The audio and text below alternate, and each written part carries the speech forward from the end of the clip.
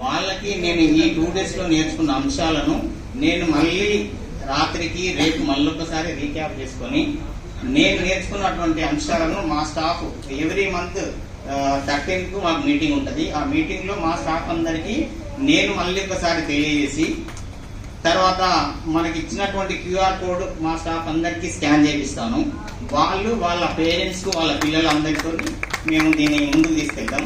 రెండవది సార్ చెప్పినట్టుగా మనం అందరికీ అవేర్నెస్ చేసుకుంటూ వెళ్ళడమే కాదు, ఫస్ట్ నేను మారిన సార్ చెప్పిన వెంబడి నా డీపీ తీసేసిన, మా భార్య మా పిల్లల డీపీ తీసేసిన ఇమీడియట్ గా. ఇప్పుడు మనం నేర్చుకున్న అంశాన్ని ఇతరులకు చెప్పడం కాదు, మనం ఆచరణలో ఉండాలి. ఫస్ట్ మనమే లేకపోతే ఇతరులకు ఏమీ చెప్పలేము.